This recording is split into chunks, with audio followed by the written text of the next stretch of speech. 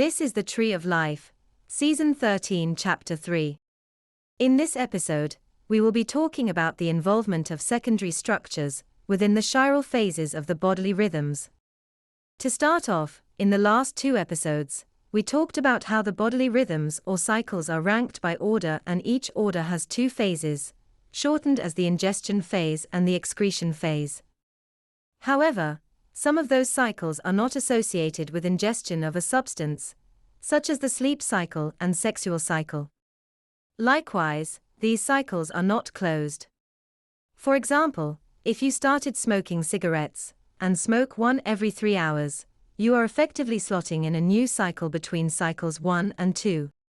In this episode, I would like to formalize and discuss how nonlinear displacement events flip the phase in a particular cycle, and which cycle is selected by this process.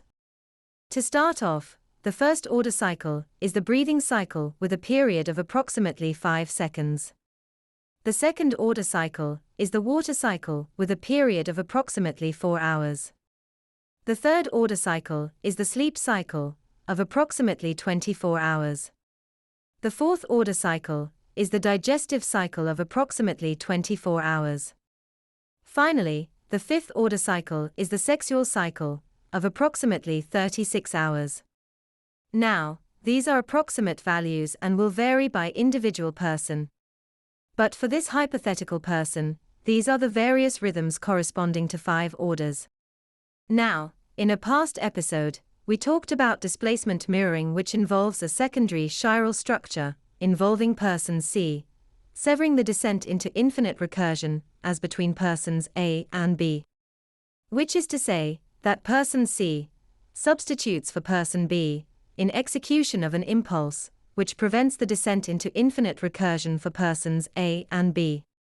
Now, in the most recent 2 episodes, we talked about how each order of rhythm or cycle has 2 phases, corresponding to 2 chiral structures reflecting 2 dialectical impulses, associated with ingestion or excretion, or each phase. Likewise, we also talked about how secondary structures can cause nonlinear displacement events or structural bypasses, which flip the phase within a cycle. In this episode, I would like to talk about how nonlinear displacement events, or nonlinear structural bypasses, impact the order corresponding to displacement mirroring, associated with the elimination of infinite recursion. In other words, in displacement mirroring, we saw that infinite recursion is severed at some level p, through the substitution of the external chiral structure for the negational hybrid structure created by the dissonant space. Since we see that each phase of a cycle possesses a natural chiral structure corresponding to the phase, we can see that these structures represent a common medium as between an actor and the conjoined space.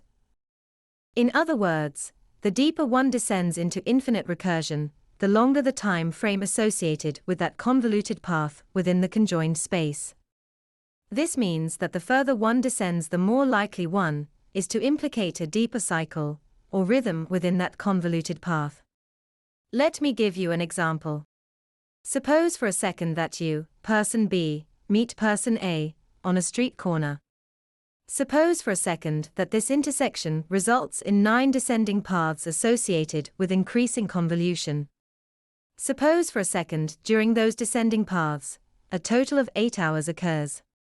Now, this means that the first order, being the breathing cycle, and the second order, being the urinary cycle, at 4 hours, are implicated.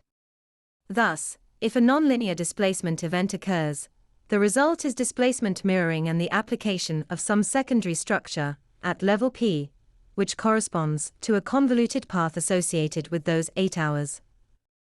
This means that the cycles for which the phase is flipped are orders first through second. This means that you will have an urgency to urinate after this exchange. Now, supposing for a second that the level p, associated with displacement mirroring, is rather associated with a convoluted path of the 4th order, namely the digestive cycle, this may mean that instead of just having to urinate after this exchange, you will have to defecate and may be tired as well. The point is that the level at which infinite recursion is severed determines the amount of time associated with the intersection and the corresponding cycles, which are flipped phase by any nonlinear displacement event. Now, it is also true that the negational structures created by a dissonant space produce a contrary effect, namely the elongation of phase associated with a cycle. For example, suppose your sublimating verbalizations reoccur every 24 hours. This may elongate the phase associated with that time frame, in this case, the sleep cycle. That's the end of the podcast for today.